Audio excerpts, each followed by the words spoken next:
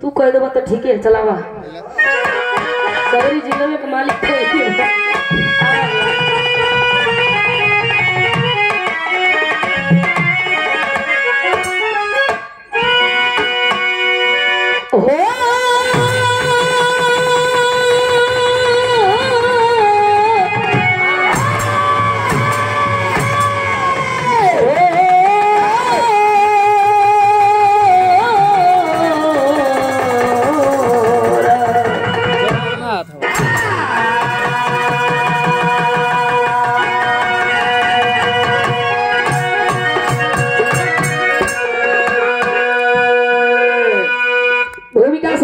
शुरुआत होला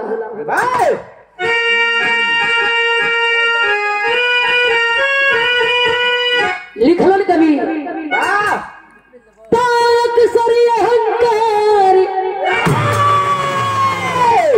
और गलती कराती कस्ती समय तब तूफानी सिकंजा और ईरानी का था पहलवान रुस्तम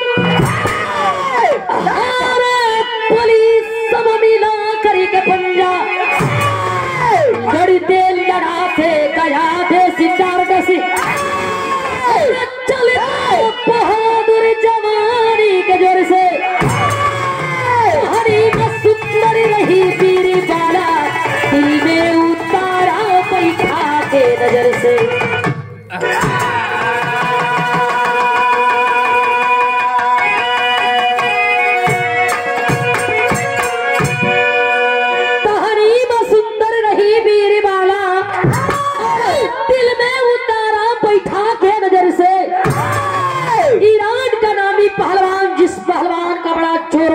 चर्चा था जिस अखाड़े में जाता था कोनो मर्द के पछाड़े बगैर माने ना हर माई के लाल के ललकारे हर मर्द की मर्दानगी के ललकारे हर पहलवान की पहलवानी के ललकारे देश को बचाने के लिए केवल वह जवान अपनी कुर्बानी नहीं दिए देश को बचाने के लिए जरूरी पड़ी तो वह पहलवान भी गए और अखाड़े में जाकर के तमाम अंग्रेजी पहलवान को पछाड़े देश को आजाद कराने में उनका भी बड़ा अहम भूमिका था। वह नामी पहलवान रुस्तम लड़ते लड़ाते टार्टस देश में आई जैसे हम अपने अपने गांव से अपने अपने ग्राम सभा से आज बहरामपुर ग्राम सभा में आ गई नहीं ए बाबू ईरान से चलते चलते लड़ते लड़ते वह टार्टस देश में आई मर्दन की मर्दानगी के सोझे ललकारे कोई कोई के परहेज ना होखे अक्सर वही लोगन का परहेज ना होला जानत हुआ गोड़ का परहेज हाथ का परहेज कान को बोही ओ लोगन का परहेज ना हुई काहे की पानी रही लेकिन तनी लाचारी रही मजबूरी रही ए बाबू बतिया बर्दाश्त ना होखे लड़े बड़े अखाड़े में दो चार पहलवान अइलन लेकिन एको पहलवान रुस्तम के पटकना ही पौलन रुस्तम का नजर पड़ल लोगन का भीड़ बा वही भिड़िया में एक तहनीमा नाम की बड़ी सुंदर लड़की खड़ा बा वो लड़किया के ऊपर नजर पड़ल है देख करके रुस्तम पहलवान मंद मंद मुस्कात हो तहनीमा के भी बनवा में तनी तनी प्यार जगल नैना चार भइल प्यार भइल दोनों चोरी चुप्पे मिले लगलन एक दिन ईरान से चिट्ठी आई बा रुस्तम पहलवान आप भूल गए कि ईरान का नामी पहलवान आप हैं ईरान का पूरा शान सम्मान आपके हाथ में है चिट्ठिया पाए के होश से आई है ईरान जाइल चाहत बा तहनीमा के यहाँ गई वही तहनीमा से कहे तहनीमा भुला गई कि ईरान का हम नामी पहलवान हमरे हाथ में ईरान का मान सम्मान हो तो से प्यार कहीं मन नहीं बा लेकिन जाइल जरूरी बा मजबूरी हो हम जाइल चाहत बानी तहनीमा विदा करत बा बिरहा में एक लाइन गजल के भाव हो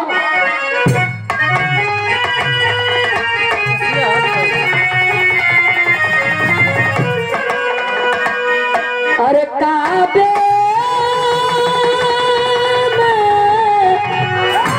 अरे काबे में तेरा चली काशी में नजारा है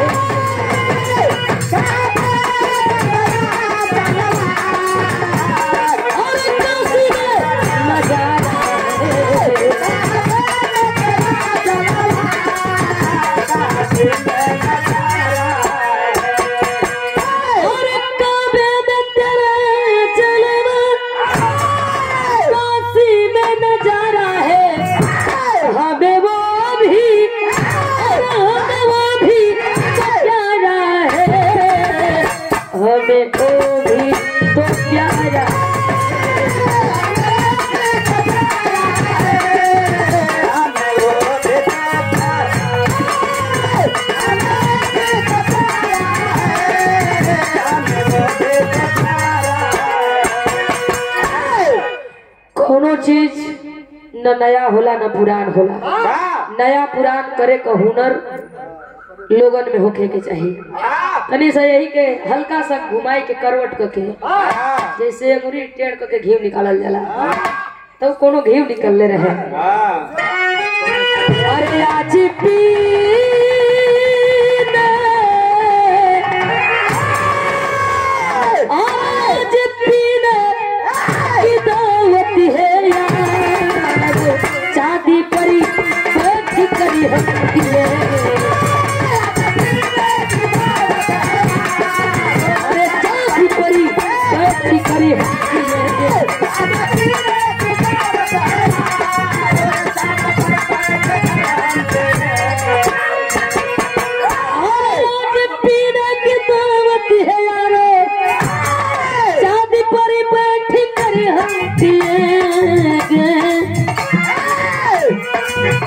उसके दिल भागे छाये में हंसी तेरे शौक से उम्र भरी हम जिएंगे। उसके दिल भागे छाये में शौक से उम्र भरी हम जिएंगे।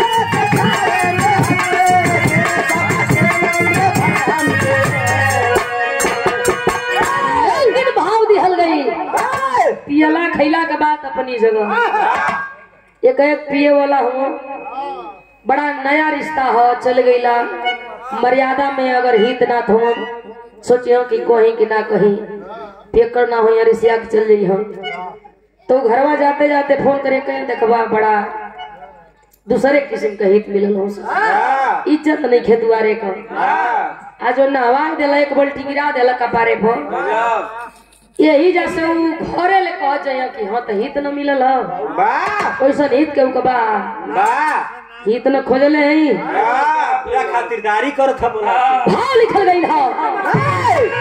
अरे नारी दे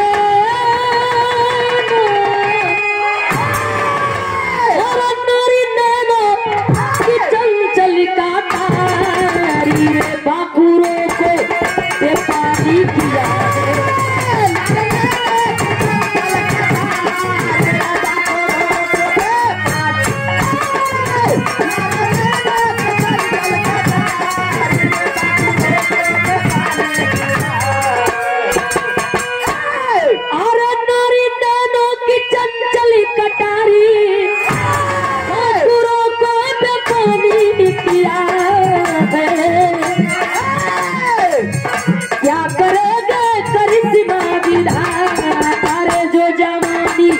करिश्मा किया है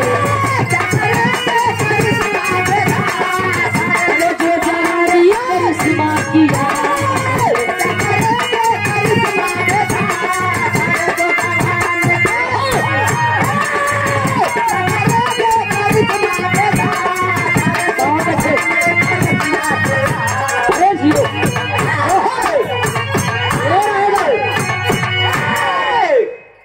हीर खत्म हो रहा है भैया हमके भर्ती कराओ पर जाई गुड्डू भैया चल गए ना आत्मा के शांति मिले तू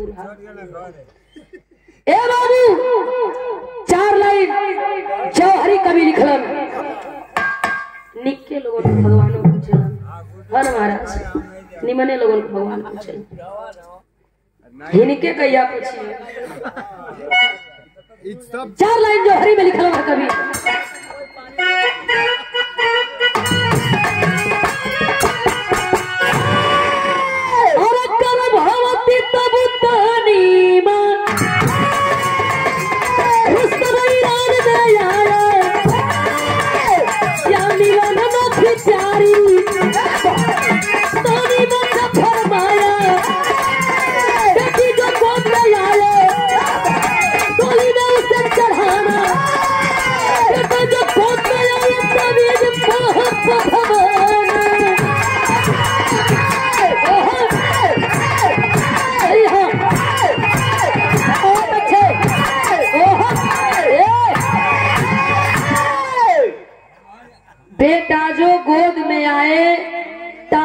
बाह बधवाना। जाते जाते रुस्तम पहलवान तहनीमा से कहे, ऐ तहनीमा, बेटी पैदा हो जाई जवान के डोली में बैठा के विदा कर दिया। बेटा पैदा हो जाई तो ताबीज ओकरे दाहिने बाजू में बांध के ओके बता दिया कि हमार खून हमार बेटा है। ईरान रुस्तम पहलवान चली गईलन। एहवर तहनीमा दिन गिनत बंगुरिया पर 1 महीना 2 महीना धीरे धीरे 9वां महीना पूरा भइल। प्रसव पीड़ा सह करके तहनीमा एगो बेटा के जन्म दिले बिया। बड़ी सुंदर बेटा तहनीमा गोदिया में लेके लइकवा के देखे निरेखे माथा के चुमत बा, सपना सजावत बा। सोचत बा कि बेटा जवान करब सयान करब, बेटा के एक नामी पहलवान बनाई, जवन बेटा हमरे देश का मान सम्मान बचाई। का सपना सजावे गीत लगल है।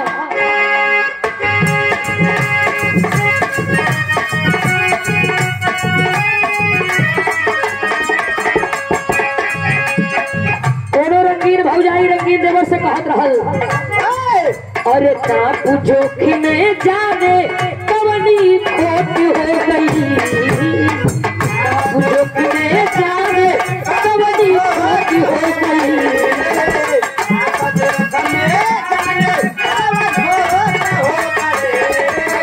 ना पूछो कि नहीं जाने कवनी खोट हो गई। ऐसा सियल सिरे सियल सिरे दरजिया तेरा मुझे छोट हो गई।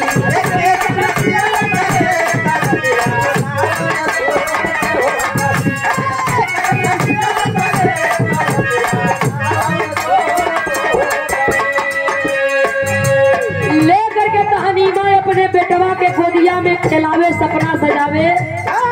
बतौनी हम वहाँ का बेटा पैदा हुई सुहर गवाई, बेटी पैदा हो जी मुहवा गिरा के मनैया घरवा में सजइयो। बेटा पैदा हुई दारू का भट्टी एकदम फ्री हो जाई। बेटी पैदा हो जाई तो बुझाई कि कर दुनिया में उजर गई। केहू कही अरे भैया कैसा कहे का करवा बेटी पैदा हुई है। अब बेटा पैदा हुई फोन करके अपने ओर से इनवाइट करिए, भैया भी हने बरही हो फलाना हलवाई का दुकान एकदम फ्री है, आ जाइए तो के हम बुलावो थी। सोहर गवई हो 2-4 गो हिजड़ा बोला के नचवई हो, 2-4 गो गांव का लइका रे शैलेंद्र खाड़ी हो नची हो। सबे लोग नाची गाई। बेटी के भैला में कितना दुख बा, लेकिन भाव का कभी दिहलन हां।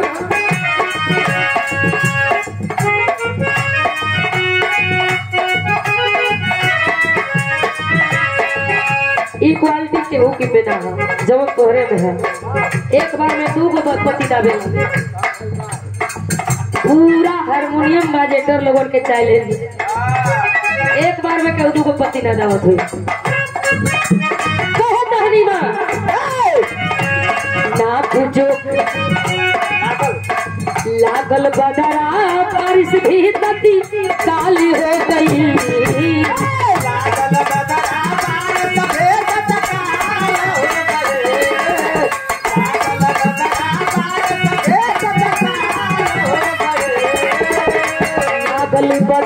बारिश भी तभी काली हो गई।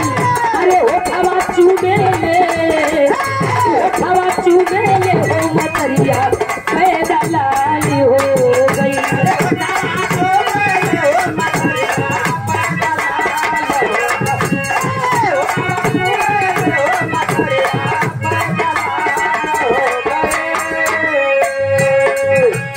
एगो जमाना रहे बेटी बेटा पैदा होके नाम रखा बड़ा चुन चुन के, रघुराम श्री राम, राधे श्याम घनश्याम, शिवधर शिवधर, शिव शंकर, शिव शंभु। बेटी पैदा हो जाए तो नाम रखा दुर्गा दुर्गावती, शीतल, कौशल्या, कुसुम, सीता। एक घड़ी का नाम एकदम गूगल से मनाई मंगाओ थो। गूगल अपने बेटा का नामकरण करना चाहता हूँ, कोई नया नाम बता दे गूगल। तो गूगल पर खट खट खड़खड़ लिखता है लिखता है डम्पी पंपी पुछ पुछ डुक डुक मंकी आई इनकर एगो जल्दी नाती पैदा होला गूगल से मंगला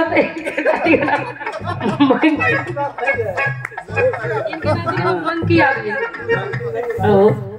गूगल से मंगावा नाम रखा है अब गूगल से नाम रखा अपने मन में ना बेटी आ बेटा पैदा करे अपने गूगल नामकरण करे कुछ लोग इसका कुछ कहला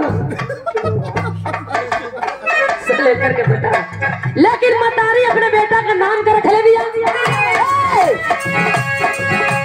अरे बेटा का नाम सोहरा बरखली मारी बेटा का नाम सोहरा बरखली मारी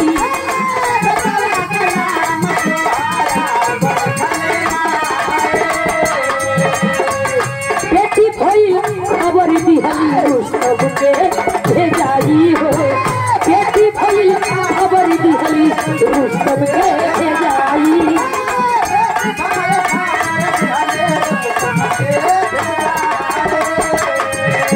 स्वार्थ के चलते ही है बंदी चाल हो गई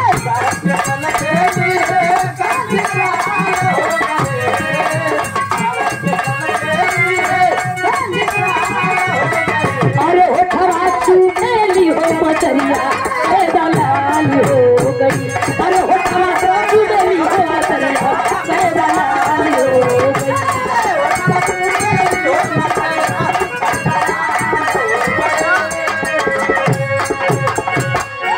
कहल जला ये बाबू बांस की जरी कबो बांसे उगेला वीर का बेटा वीर बहादुर पहलवान सोहराब बना टार्कस देश का नामी योद्धा सेना में जबाज बना उधर ईरानी सेना का रुस्तम नाहर हमरा ही था वीर बली बजरंग बली सब पक्का शेर सिपाही था सरहद खातिर जूझ गए ईरान टार्कस जंगी बन कुश्ती होगी ललकारा सोहराब वीर रंगी बन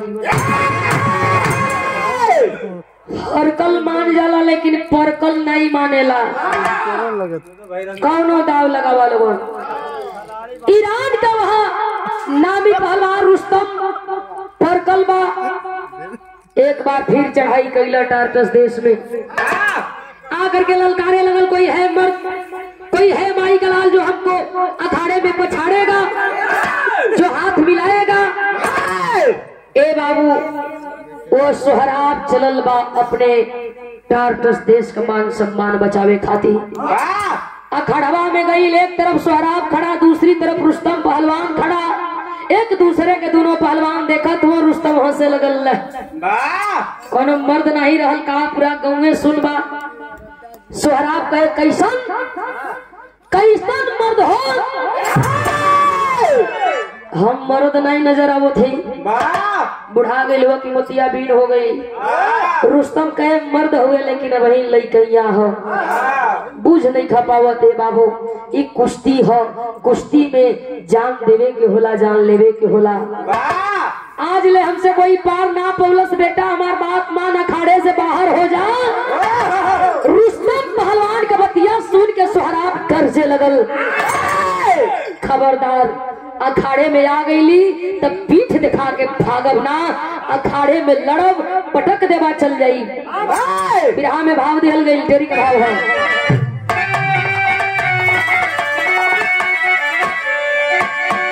अरे जवानी खूनी खंजरी पर चढ़ी अरे जवानी खूनी खंजरी पर चढ़ी कुश्ती करी फैसला के करी कितना पानी कुश्ती करी फैसला के कर कितना पानी जवानी खूनी खंजर पर चढ़ी आई बानी तब पीठ दिखा के भागे न आई है मरे आई है अब मारे आई है या तब मारब या तब मरा जाई लेकिन कुश्ती छोड़ के ना जाई सोहराब मने सोचे कि हो कोनो वीर के खून नया बा लइका बा यही लिए इतना ही फार्म में बा ए बाबू रुस्तम पहलवान बढ़ौला रेफरी का सीटी बजल है। एक दूसरे से दोनों पहलवान हाथ मिला लिहलन। जब दोनों पहलवान हाथ मिलौलन ह कुश्ती जारी हो गई। दोनों पहलवान लड़े लगलन। का लड़े?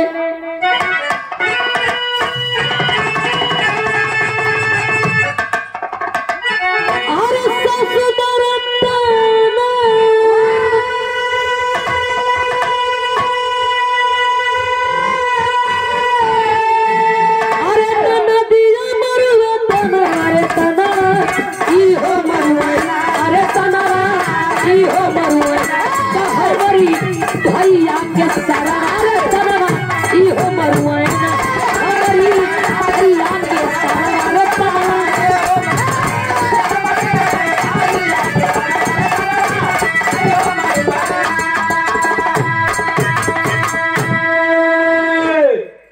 एक आध लाइन कहीं कहीं और लोग आवेला। और सासु मरत तनवा सासु मरत तनवा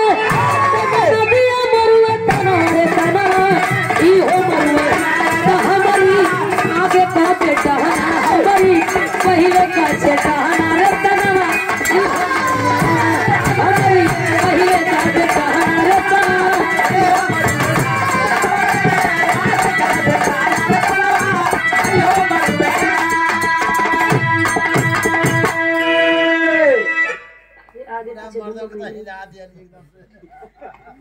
ए बाबू भाव दिहल गइल बा। आज दोनों पहलवान लड़त हो न खड़वा में। लोग देखत हुन। का देखत हुन? और ठलली में मरिया गरजल और ठलली में मरिया गरजल और रुस्तम पहलवान रे जनवा जाने भलही जनवा जाई भलही हमारो जा बच्चा हमारे जनवा जाई।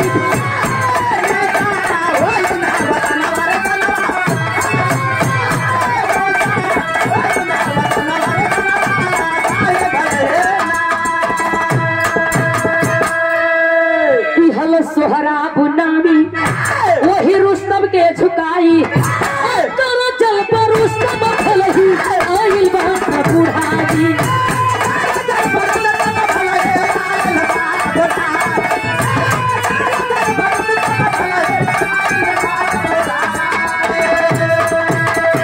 और रुस्तम की योग्य नहीं रुस्तम की योग्य नहीं उहटी का बना जवान रे जना भारी सही है भारी बगीचा वही है ना बच्चा हमारे चना।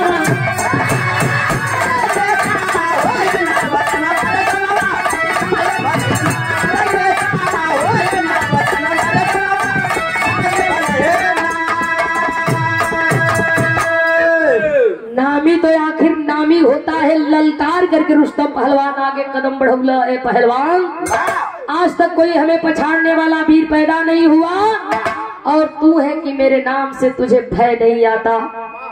ए बाबू पकड़ाइल हथवा रुस्तम पहलवान का सोहराब अपनी ओर खींचे लगल। और जब सोहराब अपनी ओर खींचे लगल तो रुस्तम के शंका समाई। सोच गई ह कि इ देखे में लइका बड़ा सावधानी बरते के हुई। मौका पा जाई तई हमके बख्शी ना। आज ले कोई हमके एक कदम खींचले ना रह लेकिन 2 कदम खींच देलस यानी कोनो वीर का बेटा बा। यही बतिया के सोच करके लड़े लगल। लड़ाई होखे लगल कुश्ती होखे लगल। देखत लोग ह ताली लोग बजावत बा बाह जियो लोग करत बा। आपस में लोग बतियावत बा कि दोनों पहलवान एक दूसरे पर भारी होवन। आखिरकार कौनो पहलवान के जब नाही अखाड़ा में पछड़लन कुश्ती के रोकल गई। कुश्ती हुई लेकिन एंग ना हुई। अब तनी कुश्ती के रुख बदलल ली। ए बाबू कुछ समय के बाद पुनः कुश्ती जारी कैल गई। एक भाला दोनों पहलवानन के दिहल गई और बतावल गई कि अब भालाबाजी का कुश्ती हुई। अब कहाँ कुश्ती देखे के मिलत बा।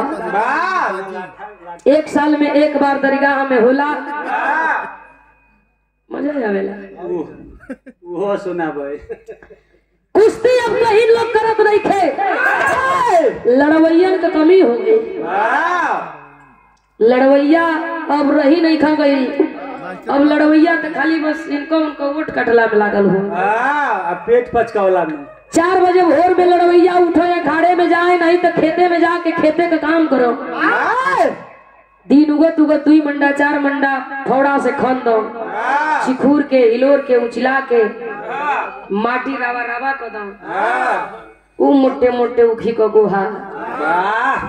ए घड़ी तो पलाव होता, रोडावेटर चलत था, गेहूं बुआ था। वो घड़ी हरे से गेहूं बुआ जा, मोटकी मोटकी बाल लटके, दिया पीछे पीछे सब कुछ बदल गई। आदमी मेहनत करे, पेट अंदर रहे। अब तो लीवर में बढ़ जाता खैले से। एक घड़ी मेहनत खैला पर आदमी करत था, वो पेट में बताओ था कि ढेर मेहनत कैले हो। तू ठीक हुआ, सबसे बढ़िया यही हो। इनका खाइल देखले वालों की ना, खाना के संगे 2 गिलास चाय चाहे इनके, वो घूम नबू के पानी से ही हाथ धोवे नहीं। ए बाबू, अखड़वा में एक भाला दोनों पहलवान पा गई। पुनः कुश्ती जारी कई गई, दोनों पहलवान लड़ल चाहत हन। सोहराब खड़ा हो गई, सोचत बा कि एक बार क्लियर कर ली, पूछ ली कि हमारे बाबू तो नहीं नहुन, बाबू हुई हमरे हाथे मरा जेहन माई आजीवन माफ ना करी। माई सुहागिन में माइया भागन हो जाई। पूछत हुआ एक बार आपन तनी नाम हमें बता दा, का साचो का तू ही रुस्तम हुआ? अगर तू ही रुस्तम हुआ तो तू हमार बाबू हुआ, हम तार बेटा है। सोहराब अखरवा में पूछत बा अलग भाव में,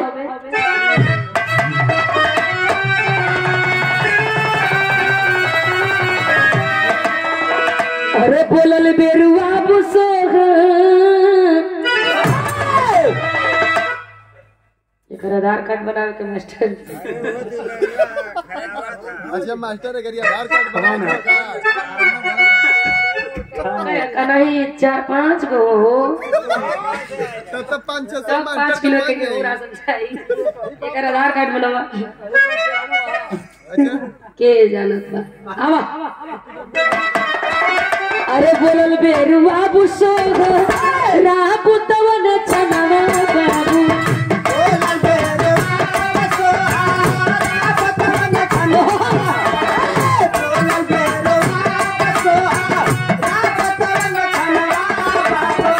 पीरवा पतन रुस्तम का तुहार,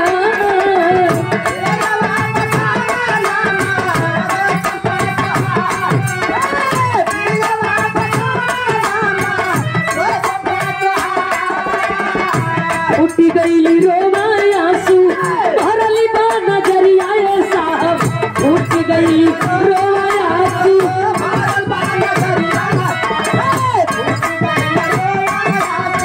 भरल बा नजरिया साहब। उहे पहलवान होवे बाबू हो हमार, उहे पहलवान होवे बाबू हो हमार, उहे पहलवान होवे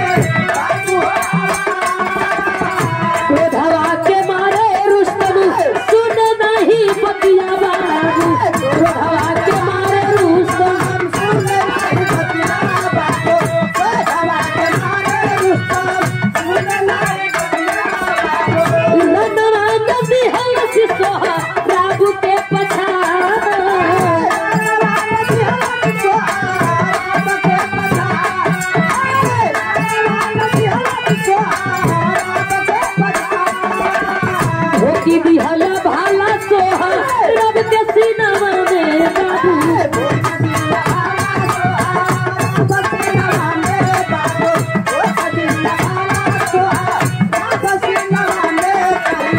मरती समैया लाल बोलल दूसरी बात, मरती समैया लाल बोलल दूसरी बात, मरती समैया लाल बोलल दूसरी बात।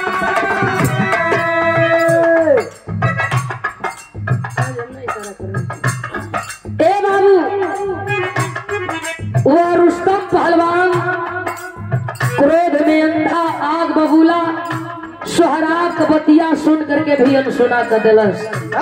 सोचत बा कि न बिया गई न मेहरारू आयल तो फिर कैसन लड़का या कैसन बाप। घमंड में वह आन्हर होकर के हाथ में भाला लेकर के अखाड़े में मौके का तलाश करने लगा। मौका मिला, फायदा मौके का उठाना चाहता है। अखाड़े में राउंडिंग लिया, दाव को मारा, चारों खाओ चित सोहराब गिर गई। अखाड़े में हाथ से भला छुटल, भलवा फेंका गई। दौड़ करके सीना पर सवार सोहराब के सीना में भाला का प्रहार रुस्तम करे लगल। एक बार, दो बार, 3, 4 बार लगातार जब भाले का प्रहार किया, दौड़ करके लोग अइलन और रुस्तम के पकड़ करके अखाड़े से बाहर करत हो। लोग डांटे लगलन, अरे रुस्तम पहलवान, अब वही पहलवान तैयार नहीं रहल, यहाँ तो धोखा का मार हो गई।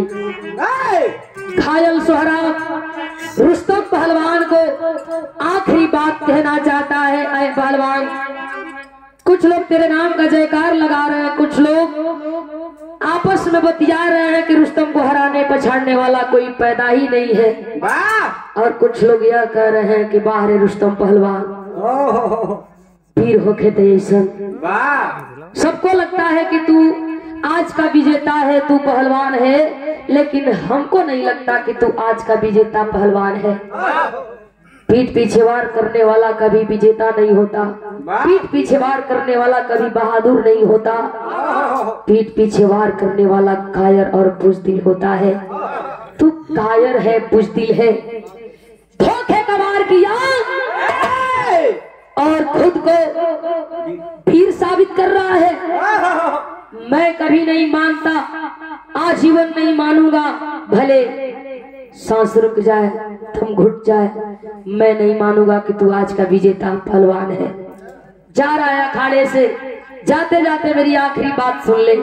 आंख में आंसू, चेहरा पर मुस्कान, सीने में भाले का दर्द है, लेकिन सोहराब और रुस्तम पहलवान के आखिरी भाव में एक बात कहे। क्या कहे?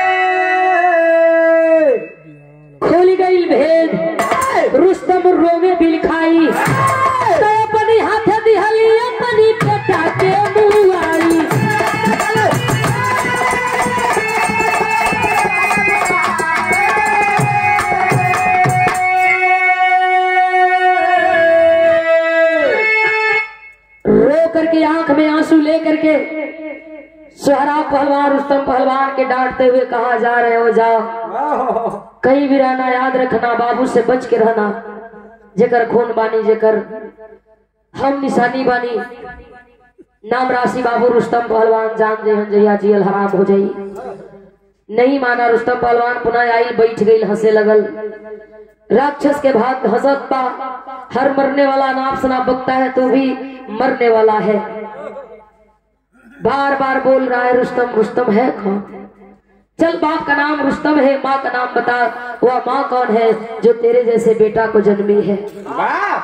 रुस्तम पहलवान का बात सुन करके सोहराब डांटने लगा, कहा, खबरदार, तेरे जैसे गद्दार को मैं अपनी माँ का नाम बताना उचित नहीं समझता, लेकिन फिर भी बताता हूँ, मैं उस वीरांगना का बेटा हूँ जिसका नाम तहनीमा बताया जाता है, टार्टस देश का रहने वाला सोहराब। माँ का नाम तहनीमा, बाप का नाम रुस्तम। ध्यान गई लही दाहिने बाजू पर ताबीज बदल बा, करिया कपड़ा में तोड़ करके, करिया कपड़ा से ताबीज के बाहर के लतामा का ताबीज लिखल बा। रुस्तम पहलवान बिन बताए सारी बात का पर्दाफाश हो गया। सोचने लगा, यह ताबीज अगर मैं दिया था तो तहनीमा को दिया था, और यह ताबीज अगर इस लड़के के दाहिने बाजू में है तो कहीं ना कहीं मेरे प्यार का निशानी मेरा बेटा है। पूछने लगा, वही तहनीमा जिसको यह ताबीज दिया था, चिट्ठी लिखी थी, चिट्ठिया में तो लिखले रहल बेटी भाई शराब का पता नहीं माँ ने झूठ क्यों बोला, लेकिन मैं उसी माँ का बेटा हूँ। आखिरकार उठा के गोदिया में लेके जाइल जात हूँ, रुस्तम बेटा का इलाज कराई, बेटा बच जाए, लेकिन बड़ा लेट हो गई बा। कुछ दूर गई ना जवान बेटा बाप के गोद में आखिरी सांस और आखिरी दम तोड़ते हुए कहा, माँ से एक बार मिल लेना, मैं इसीलिए आया था। ओ बेटा बाप के गोद में दम को तोड़ते हुए माँ को, बाप को और टाटस देश के लोगों को अलविदा कह चला। बेटा को दफन करके और रुस्तम पहलवान चलल वन तहनीमा से मिले, तहनीमा के सामने खड़ा भेलन। तहनीमा सोचत वे जे साहब से सगरी बतिया पहले ही कह दे, ये साहब बेटी भइल है, बढ़िया घर भर मिल गई, बियाह कैली, डोली में बैठा के बेटी के विदा कर देली। रुस्तम रोवे लगला, बाहर तहनीमा उस दिन भी झूठी थी और आज भी झूठी है। पता है बेटी नहीं बल्कि बेटा हुआ था। तहनीमा के ना साहब डांटने लगा रुस्तम पहलवान का, खबरदार, एक झूठ की वजह से तेरा बेटा इस दुनिया को छोड़कर चला गया और मेरा घमंड बेटा को ही खत्म कर डाला। तहनीमा पूछे कैसन साहब? रुस्तम रोने लगा, रो करके सारी सच्चाई को बताया।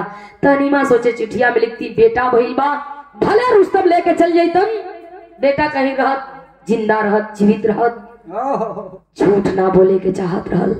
और रुस्तम सोचे लड़े से पहले एक बार बेटा के बात सुनती तो बेटा आज हमारे सामने रहत। ये बाबू कहल जाला, पछताए क्या होते जब चिड़िया चुग गई खेत, बिना विचारे जो करे सो पाछे पछताए। तो हर कार्य पर एक बार जरूर आदमी के विचार करे के चाहिए। एक तरफ पश्चाताप के आग में तहनीमा जले और दूसरी तरफ रुस्तम पहलवान पश्चाताप के आग में जलते हुए रात दिन को दोनों व्यतीत करने लगे। आखिरी भाव लिखा गया, खुल गई भेद, रुस्तम रोवे बिल खाई, अपनी हाथ दिहली अपनी लाल के मुआई।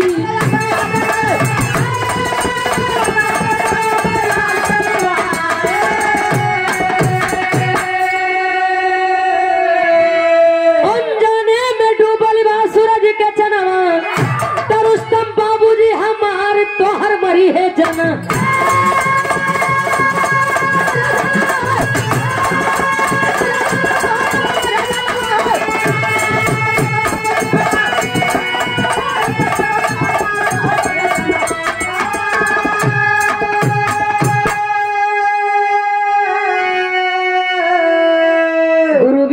गुरु गणेश, गुरु रामलाल मरबा का, स्वर्ग बसे चंद्रिका कवि, अरे बच्चन का विजय पताका।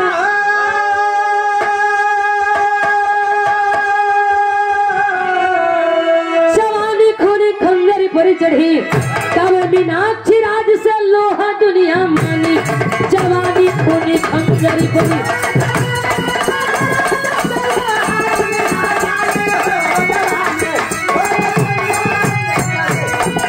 देश की धरती सोना उगले उगले हीरा के मोती, मेरी देश की धरती।